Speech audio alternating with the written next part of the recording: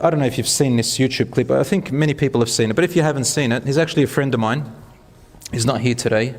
His name is, I call him Abu Bakr, but his real name is Reuben. So he's on YouTube now. He was in the younger days. That was a talk him and I went on in Sydney. I think it was in 1999. So we were there together, and he was speaking about his journey becoming a Muslim.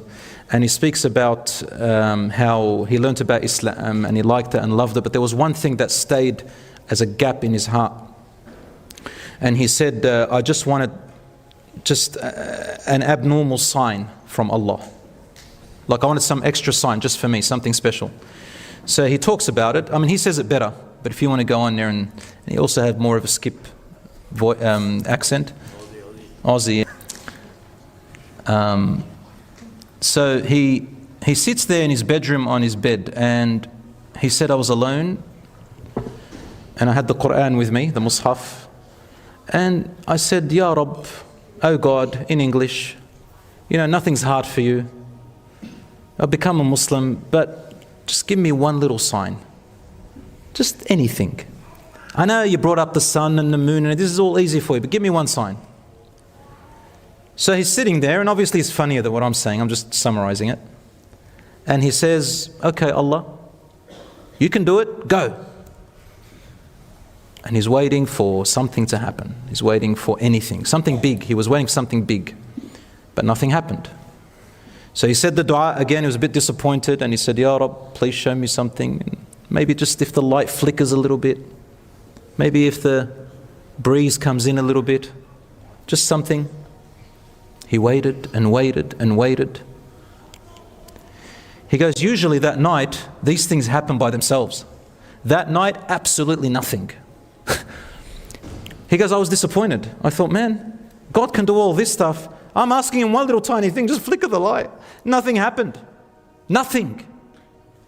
And he says the story that he opened the Mus'haf, the Quran, and you all know the words of Allah, for those of you who know how the Quran works, it mainly follows 4 different repetitive themes and messages, and it's said in different eloquent ways and just beyond our mind, and each time you read it in a different way, you just learn it from a different angle.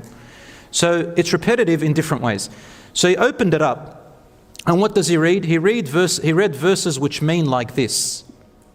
Which mean like this. That they ask you, O Muhammad, about signs.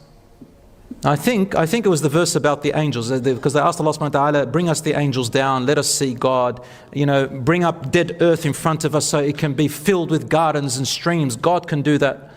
Anyway, he reads on, and Allah subhanahu wa ta'ala says in the Quran, in a passage, they ask you of signs. Have we not already brought them enough signs for those who want to reflect already?